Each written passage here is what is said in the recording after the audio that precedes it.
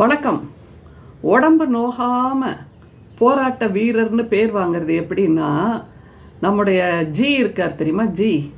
அதாவது அந்த பெரிய ஜி இல்லை, தமிழ்நாட்டில் இருக்கிற சின்ன ஜி ஒருத்தர், ஆட்டுக்குட்டின்னு சொல்லுவாங்க அவரை. அவர்கிட்ட தான் கேட்டு தெரிஞ்சுக்கணுங்க. பல்லுபடாம நோன்பு இருக்கிறது, அதாவது உடம்பு வலிக்காம போராட்ட வீரர்னு பேர் வாங்குறது, உடம்பு வலிக்காம மக்களுக்காக நான் போராடுறேன் பார்த்தீங்களா, மக்களே மக்களே நான் தான் உங்களுடைய தலைவர் அப்படின்னு மக்கள்கிட்ட எது பெரிய குரல் எடுத்து பேசுறது, அப்படி பேசுறதுனாலே தன்னை தலைவராக காட்டிக்கொள்வது, அல்லது பாருங்க உங்களுக்காக நான் போராட்டத்தில் ஈடுபடுறேன் அப்படின்னு ஒரு சால்ஜாப்பு இப்படி சொல்றதெல்லாம் இவருக்கு தான், இந்த ஆட்டுக்குட்டிக்கு தான் கைவந்த கலை அப்படிங்கிறத மீண்டும் நிரூபிச்சிருக்காருங்க. அதாவது கோயம்புத்தூர்ல கருப்பு தின பேரணின்னு ஒன்று நடத்தியிருக்காரு. எதுக்கு அது? 1998 குண்டு வெடிப்பில் தொடர்புடைய SA பாஷாங்கிற ஒருத்தருக்காக அவருடைய இறுதி ஊர்வலத்துக்காக தமிழக அரசு அனுமதி கொடுத்தாச்சு. அதை எதிர்த்து இந்த ஜி, நம்முடைய ஆட்டுக்குட்டி, நம்முடைய இல்லை, அந்த ஆட்டுக்குட்டி அண்ணாமலை போராட்டம் செய்யறாரு. கருப்பு தின பேரணின்னு ஒன்று நடத்துறாரு. ஏன்னா இந்த SA பாஷா அவர்களுக்கான இறுதி ஊர்வலத்தில் சென்று அவருக்கு அஞ்சலி செலுத்துகிறார்கள் தமிழ்நாட்டு தலைவர்கள். அதன் மூலமாக இளைஞர்களை அவர்கள் தீவிரவாதத்தின் பக்கம் திருப்புகிறார்கள் அப்படின்னு இவர் சொல்லும்போது எப்படி சிரிக்கிறதுனே தெரியலிங்க.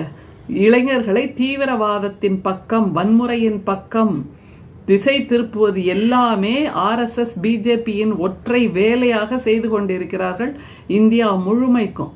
அப்படிங்கிறப்போ ஒரு யாராக இருந்தாலும் அவருடைய இறுதி ஊர்வலம் என்பது மரியாதையோடு நடத்தப்பட வேண்டும் என்கின்ற கண்ணியத்தை தான் நம்முடைய தமிழக அரசு காப்பாற்றி இருக்கிறது.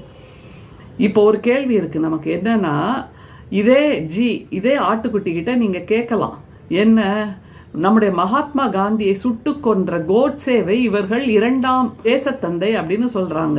அதை தவிர மகாத்மா காந்தியின் திருவுருவத்தை செய்து வைத்து அதை துப்பாக்கியால் சுட்டு அதிலிருந்து ரத்தம் வடிவது மாதிரி காட்சிகளை எல்லாம் செயல்படுத்துகிறார்கள் BJP RSS சங் பரிவாரை சேர்ந்த கூட்டத்தினர். அப்படிங்கும்போது அது வன்முறையா? இப்படி இறந்து போன ஒரு குற்றவாளி, அவர் எப்படிப்பட்டவராக இருந்தாலும் அவருடைய இறுதி ஊர்வலத்துக்கு அனுமதி கொடுப்பதுங்கிறது வன்முறையின் பக்கம் திசை திருப்புது அப்படின்னு பேசுறாருன்னா, இந்த கருப்பு தின பேரணியில இவரோட சேர்ந்து ஆட்டுக்குட்டியோட சேர்ந்து அங்க ஒரு MLA அக்கா இருக்காங்கல்ல, அவங்களும் போராட்டத்தில் ஈடுபட்டு இருக்காங்க. எவ்வளவு சுலபமா பாருங்களேன். நம்முடைய இந்திய சுதந்திர போராட்டத்தில் அத்தனை பேரும் தடியடிப்பட்டு, குண்டடிப்பட்டு, சிறைச்சாலையில் செக்கு இழுத்து, பல்லாயிரக்கணக்கான ஆண்டுகளாக சிறைச்சாலையில் இருந்து நம்முடைய பண்டித ஜவஹர்லால் நேரு எத்தனை ஆண்டுகள் சிறைச்சாலையில் இருந்தாருங்கிறதுக்கெல்லாம் கணக்கே இல்லைங்க. அப்படி இந்தியா முழுக்க எல்லோரும் சிறைச்சாலையில் கொடுமைப்படுத்தப்பட்ட போது, சிறைச்சாலை வாசத்தை அனுபவித்த போது இந்த RSS சங் பரிவார் பிஜேபி அப்ப இல்லைங்கிறது வேற விஷயம். ஆனால் அவர்களுடைய தாய் அமைப்பான RSS மகா சங்கம் எதுவுமே இந்த சுதந்திர போராட்டத்தில் கலந்து கொள்ளவில்லை என்பதுதான் மிக முக்கியம். ஆனால் இஸ்லாமியர்களும் கிறிஸ்தவர்களும் பெருமளவில் தங்களுடைய வாழ்க்கையை இந்திய சுதந்திர போராட்டத்திற்காக இழந்திருக்கிறார்கள்ங்கிறத நம்ம மறந்துட முடியாது. அப்படின்னா எந்த போராட்டத்திலும் ஈடுபடாமல், எந்த சிறைவாசத்திலும் அனுபவிக்காமல், அப்படியே பிஜேபிங்கிற ஒரு கட்சியை ஆரம்பிச்சு இவர்கள் ஆட்சி அதிகாரத்தில் ருசிக்கிறார்கள் என்னும் போது, இப்போ ஒரு குற்றவாளியாகவே இருக்கட்டுமே, அவருடைய இறுதி ஊர்வலம், எந்த மனிதருக்கும் இறுதி ஊர்வலம் என்பதுதான் கடைசி மரியாதை. அதை கண்ணியமாக முடிக்க வேண்டும் என்பதற்காகத்தானே தமிழக அரசு அதற்கான அனுமதியை கொடுத்தது. இதுல எங்க இருந்து தப்பு வருது? ஆனா நம்முடைய ஆட்டுக்குட்டி கிட்ட கேட்கறதுக்கு ஒரு கேள்வி இருக்கு. இப்படி அவர் ஒரு சுதந்திர போராட்ட வீரருக்கு சமமான ஒரு போராட்ட வீரராக, சிறைப்படுத்தப்பட்ட வீரராக, சிறை சென்ற வீரராக தன்னை காட்டிக்கொள்கிறார்ல, இதை திசை திருப்புவதற்கு அவர் கூடுதலா இன்னொன்னு வேற செஞ்சார் ஒரு 2 நாளுக்கு முன்னாடி. என்னன்னா, தாவகை தலைவர் தன்னுடைய சக நடிகையோடு ஒரு கோவாவுக்கு ஒரு திருமணத்துக்கு போறாரு. அப்போ விமான நிலையத்தில் எடுத்த புகைப்படம் அல்லது அவர் சென்ற தனி விமானத்தில் எடுத்த புகைப்படம் இதை வெளியிட்டிருக்காங்க யாரோ. அதுக்கு உடனே திமுக தான் இதற்கு காரணம். என்ன இது? ஒரு வரம்பில்லாத, ஒரு வரைமுறை இல்லாத ஒரு பேச்சாக இருக்கிறது. அப்போ அதானி அவர்களோடு சேர்ந்து நம்முடைய பாரத பிரதமர் பயணம் செய்வது போல் அந்த புகைப்படம்லாம் வெளிவந்தது. அது யார் வெளியிட்டா? அதுக்கு யாரை குறை சொல்ல போறாரு? யாரை குற்றம் சாட்ட போறாரு இந்த ஆட்டுக்குட்டி? அதை தவிர இப்ப என்ன திடீர்னு அக்கறை? அந்த தனி விமானத்தின் பயணத்தின் போது அல்லது விமான நிலையத்தில் அந்த செக் செய்யறாங்கல்ல, செக்யூரிட்டி செக், அந்த புகைப்படங்களை எல்லாம் வெளியிட்டது யார்? இது திமுகவின் அராஜகம் அப்படின்னு சொல்றாரு. ஏன்பா, தனிப்பட்ட நிகழ்வுக்கு சென்ற ஒரு நடிகர், ஒரு தலைவர், அவருடைய புகைப்படத்தை வெளியிட்டது திமுக என்று குற்றம் சாட்டுகிறாரு. ஒன்று கேட்கலாம், தனிப்பட்ட நிகழ்வுனா வீட்டுக்குள்ள 4 அறைக்குள்ள நடக்கிறதா தனிப்பட்ட நிகழ்வை தவிர விமான நிலையம் தனிப்பட்ட இடம்னு யாருங்க சொன்னாங்க? ஒரு விமான நிலையத்துல எத்தனையோ பயணிகள் இருப்பாங்க, யார் வேணா எங்க இருந்து வேணா போட்டோ எடுக்கலாம். அதனால இதை எடுத்தது உடனே திமுகவின் ஐடி விங்கு, இன்டெலிஜென்ஸ் பீரோ இதுக்காகத்தான் இருக்கா? இன்டெலிஜென்ஸ் விங் போட்டோ எடுத்து திமுக ஐடி விங்குக்கு கொடுக்குதுன்னு கொஞ்சம் கூட பொருத்தம் இல்லாமல் இவர் பிதற்றுவதை பார்த்தால், இவரையெல்லாம் தலைவர்னு சொல்லிக்கிட்டு அவர் பின்னாடியும் மக்கள் போயிட்டு இருக்காங்களேன்னு இருக்கு. அப்படி இந்த பின்னால் போகின்ற அந்த மக்கள்கிட்ட ஒரு கேள்வி இருக்கு, பொதுமக்களுக்கு கேட்கறதுக்கு. என்னன்னா, அந்த எமர்ஜென்சி கதவுன்னு ஒன்றை இவரும் இவருடைய நண்பருமாக சேர்ந்து அந்த விமானத்தில் திறந்தார்கள் இல்லையா, அதற்கான பதிலை இன்னமும் இவர் கொடுக்கல ஒழுங்கா. அதை கேட்டு வாங்குங்க. அதே மாதிரி ரஃபேல் பில், வாட்சுக்கான பில்லை இன்னும் கொடுக்கல அவர், அதை கேட்டு வாங்குங்க. அப்புறம் அவரோட வீட்டுக்கான வாடகை 8 லட்சத்தை அவரோட நண்பர்கள் கொடுக்குறாங்கன்னு எப்போ பாரு சொல்வார், அது எங்கே, யார் கொடுக்குறாங்கன்னு கேட்டு வாங்குங்க. அது மாதிரி சென்னையில் உச்சபட்சமான செலவு கொடுக்கக்கூடிய ஒரு இடத்துல இவர் பெரிய பங்களா வாங்கியிருக்கார், அதற்கான பணம் எங்கேருந்து வந்ததுன்னு கேளுங்க.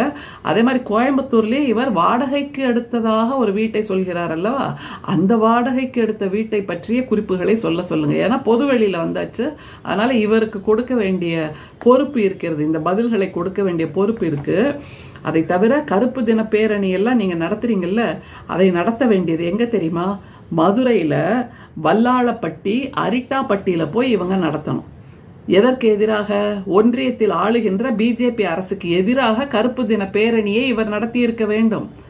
இவர் தானே சொன்னாரு, கொஞ்ச நாளுக்கு முன்னாடி சொல்லிட்டு போனார்ல, நான் டெல்லிக்கு போகிறேன், இந்த சுரங்கத்துறை அமைச்சரை பார்க்க போகிறேன், அதற்கு பின்பு நல்ல தகவல் வரும். என்ன நல்ல தகவல் வந்தது? அங்கே பொதுமக்கள் தான் தெருவில் இறங்கி போராடி கொண்டிருக்கிறார்கள். தமிழ்நாட்டின் முக்கியமான கட்சிகள் எல்லாம் போராடிக்கிட்டு இருக்கு, பிஜேபி அதை திரும்பி கூட பார்க்கவில்லை.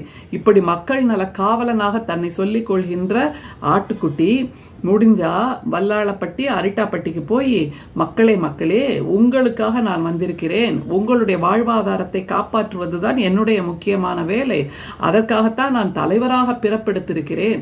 அதனால இந்த திட்டத்தை, டங்ஸ்டன் சுரங்கம் தோண்டுகின்ற அந்த திட்டத்தை எப்படியாவது நாங்கள் நிறுத்துகிறோம், ஒன்றிய அரசிடம் சொல்லி நாங்கள் நிறுத்துவோம், ஏனென்றால் தமிழ்நாட்டு மக்களின் வாழ்வாதாரம் எங்களுக்கு மிக முக்கியம் என்று ஒரு வார்த்தை கருப்பு தின பேரணியோடு சொல்வாரா? அதுதானே இப்ப கேள்வி. அதனால அந்த இடத்துக்கு போனா, அரிட்டாப்பட்டிக்கு போனா, வல்லாளப்பட்டிக்கு போனா, மதுரையில போய் இந்த போராட்டத்தில் ஈடுபட போவதாக இவர் அறிவித்தால் அங்கே இருக்கின்ற மக்களே இவரை வேண்டாம் என்று விரட்டி விடுவார்கள். ஏனென்றால் இவர் எப்படி இரட்டை நாக்கோடு மாற்றி மாற்றி பேசுகிறார் என்பது நமக்கு நன்றாக தெரியும்.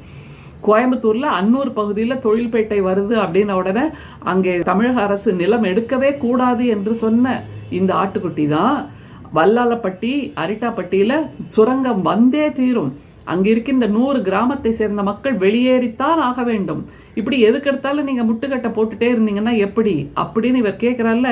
இந்த குரல் யாரோட குரலா இருந்தது? கொஞ்ச நாள் முன்னாடி நம்முடைய சூப்பர் ஸ்டார் என்று நம்முடைய 8 அணா, 1 ரூபாய், 10 ரூபாய், 20 ரூபாய், நம்முடைய வியர்வையின் கூலி எல்லாவற்றையும் தன்னுடைய சினிமா டிக்கெட்டாக பெற்று அவர் கோடிகளில் புரள்கிறாரே ஒரு சூப்பர் ஸ்டார் என்று ஒரு நடிகர், அவர் தான் சொன்னாரு, எதுக்கெடுத்தாலும் போராட்டம் செஞ்சா அரசு என்னதாங்க செய்ய முடியும் அப்படின்னு துப்பாக்கி சூட்டை பற்றி, தூத்துக்குடி துப்பாக்கி சூட்டை பற்றி கொஞ்சம் கூட அக்கறை இல்லாமல், மனிதாபிமானம் இல்லாமல், கண்ணியம் இல்லாமல் பேசுவது, கொஞ்சம் கூட அக்கறை இல்லாமல், மனிதாபிமானம் இல்லாமல், கருணை இல்லாமல், இரக்கம் இல்லாமல், எளிய மக்களின் வாழ்வாதாரத்தை பற்றிய அக்கறையோ கவலையோ கருணையோ எதுவுமே இல்லாமல் பேசுவது என்பது சங்கி சூப்பர் ஸ்டாருக்கும் சங்கிகளை சேர்ந்த பிஜேபி அல்லது ஆட்டுக்குட்டி வானதி அக்கா இவர்களுக்கும் தான் வேலையாக இருக்கிறது. எனவே கருப்பு தின பேரணி என்று ஒரு கண் துடைப்பு நாடகத்தை ஆட்டுக்குட்டி அரங்கேற்றி இருக்கிறார். கூடவே சேர்ந்து வானதி அக்காவும் செஞ்சிருக்காங்க.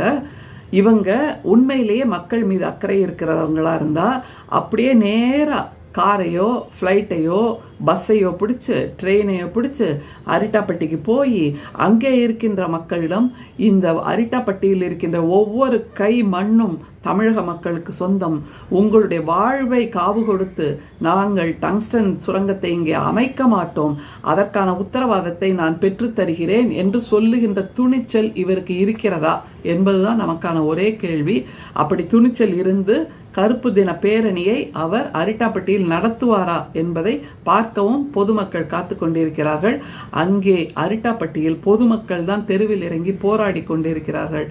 எங்களுடைய வாழ்வாதாரத்தை இழப்பதற்கு நாங்கள் எந்நாளும் அனுமதிக்க மாட்டோம் என்று அவர்கள் எழுப்புகின்ற குரல் இந்த ஆட்டுக்குட்டிக்கு கேட்கவில்லை, வானதி அக்காவுக்கும் கேட்கவில்லை. ஆனால் ஆட்டுக்குட்டி ஒன்று சொல்றாரு, என்னன்னா வரப்போற தேர்தலில் வானதி அக்கா துணையோட 4 எம்எல்ஏக்கள் பிஜேபியின் சார்பாக தமிழக சட்டமன்றத்துக்கு அனுப்பப்பட வேண்டும் என்று சொல்கிறார்.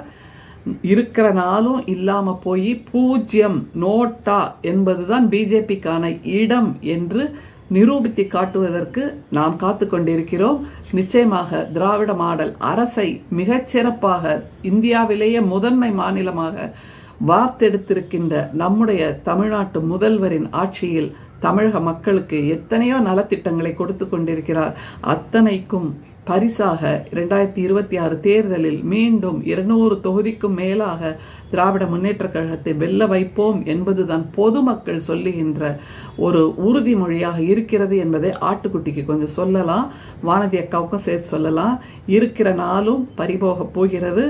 4 மைனஸாக போகிறது, மைனஸாகி 0 போகிறது. பார்த்து கொண்டே இருங்கள். உங்களுடைய கண்துடைப்பு கருப்பு தின பேரணி எல்லாம் கோயம்புத்தூர்ல நடத்துறீங்க. ஆனால் இதன் மூலமாக நீங்கள் செல்லா காசான தலைவர் என்று மீண்டும் உங்களை நிரூபித்திருக்கிறீர்கள். நிச்சயமாக வல்லமை வாய்ந்த முதுகெலும்புள்ள தலைவராக இருந்தால் நீங்கள் அரிட்டாப்பட்டிக்கு போகணும். போவீங்களா? ஐயோ சாமி, என்ன விட்டுருங்கப்பா, எந்த இடத்துல நான் பேசினா 2 மக்கள் வந்து கேட்பாங்களோ அங்கதான் நான் பேசுவேன் அப்படின்னு திரும்ப திரும்ப கோயம்புத்தூரையே இந்த ஆடு சுற்றி வந்து கொண்டிருக்கிறது. நிச்சயமாக தமிழ்நாட்டு மக்கள் இவருக்கான பதிலை 0 என்று காட்டுவார்கள். நன்றி, வணக்கம்.